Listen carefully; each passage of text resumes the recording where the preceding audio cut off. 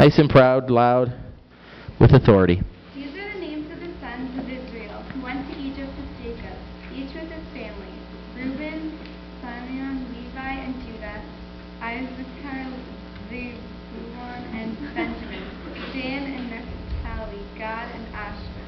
The descendants of Jacob numbered 70 in all. Joseph was already in Egypt. Now Joseph and all his brothers and all that generation died, but the Israelites were fruitful and multiplied greatly and became exceedingly numerous, so that the land was filled with them. Then a new king, who did not know about Joseph, came to power in Egypt.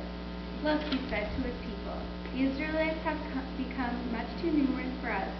Come, we must deal shrewdly with them, or they will become even more numerous, and if war breaks out, they will join our enemies, fight against us, and leave the country. So they put slave masters over them to oppress them with forced labor, and they built Pithom and Ramses as store cities for Pharaoh. But the more they were oppressed, the more they multiplied and spread. So the Egyptians came to dread the Israelites and worked them ruthlessly. They made their lives bitter and hard labor in brick and mortar, and with all kinds of work in the field. In all their hard labor, the Egyptians used them ruthlessly. The king of Egypt said to the Hebrew midwives, whose names were Shiphrah and Puah, when you help the Hebrew women in childbirth and observe them in the delivery stool, if it is a boy, kill him, but if it is a girl, let her live. The midwives, however, feared God and did not do what the king of Egypt had told them to do. They let the boys live. When the king of Egypt summoned the midwives and asked them, why have you done this? Why have you let the boys live? The midwives answered Pharaoh, Hebrew women are not like Egyptian women. They are vigorous and give birth before the midwives arrive. So God was kind to the midwives, and the people increased and became even more numerous. And because the midwives feared God, he gave them families of their own. Then Pharaoh gave this order to all his people: every boy that is born you must throw into the Nile, but let every girl. Very good, thank you. And don't worry about those tough names. Nobody else knows either. So just sort of make something up, and people will assume you're right. Okay. So you see what's happening here. They've come in. They've multiplied. They're being oppressed. And here's what I want you to get from this: when God is doing something, man cannot stop it. Okay? When God is doing something, man cannot stop it.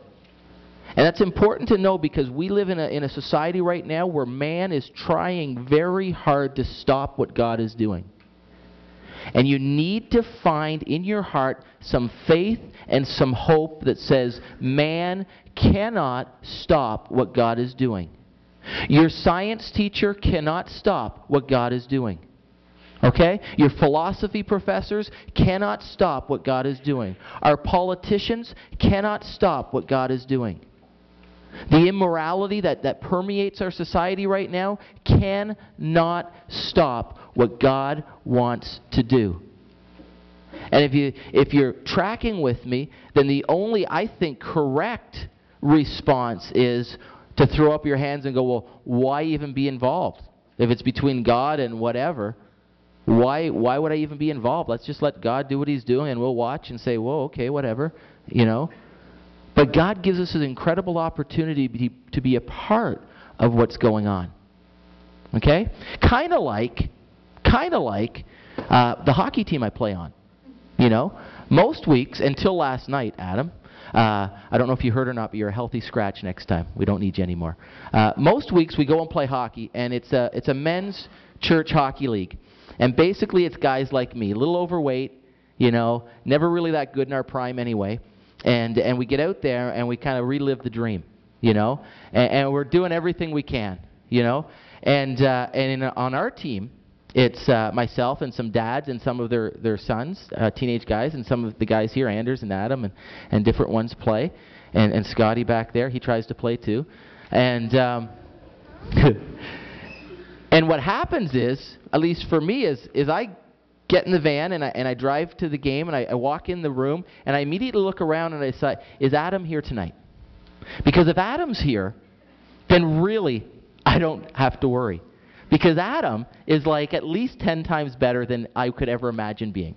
And so when Adam's playing, we win 7-8-2. He scores 6, assists on 1, and that's only because he banks it off my butt and in the net. Right? And sometimes I'm out there going, I like winning, but I'm really not involved. You know? And Adam's nice, and he pretends I make a good play every now and again. But basically, this is what happens, you see. And this is kind of what's going on with God. He's like, I'm doing this thing. And I'm giving you the opportunity to be involved in the process. You know? And it can be a wonderful thing. Now you see, when you're me, as a 30-something-year-old, you kind of get what's going on. You know, you're on the team, but Adam, right? We have a chance to be a part of something that is so much bigger than we are. Yet we have a chance to be a part of it. And somehow in God's way of doing things, He actually involves us to a point where it's significant that we get involved. So we can take a moment and pause and think about the big picture and say, well, Eric's going to come to Christ, whether I'm involved or not. But I'm going to choose to be involved. And both are equally true. God is going to do whatever He wants. And we have this opportunity to say, I want to be involved in what's going on. I want to be a part of it. And in a way that I can't explain to you completely, it is crucial that we play a part in what's going on. Okay? And so this is what's happening. And the king's upset, and he says, well, midwives, make sure that if it's a boy, just make sure they die, it'll be okay. And they're like, whoa, these are healthy young women. You know, when they give birth, they give birth. And when Pharaoh's saying, we must kill these boys, if it's a boy, just sort of, you know, God's saying, I want these people in this world for a particular reason. Every single life I want alive, and you will not stop what I am doing. Okay? And so that's what God's saying. And they can't kill them.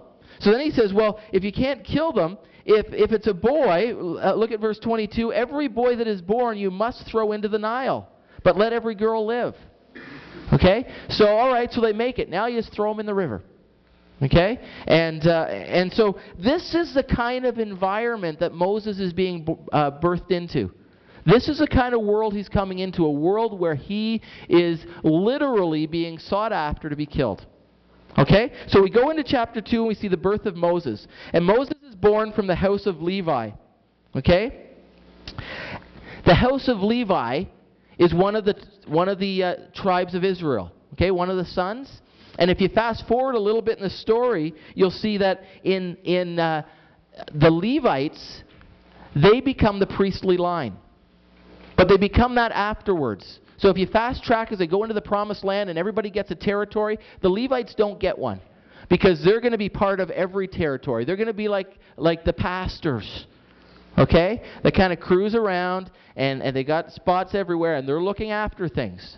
Okay, at that time they were called priests because they were representing God to the people and they were representing the people to God. This is before our great priest Christ came. And so they had sort of that dual role. Now the pastor's role is more to bring God to the people.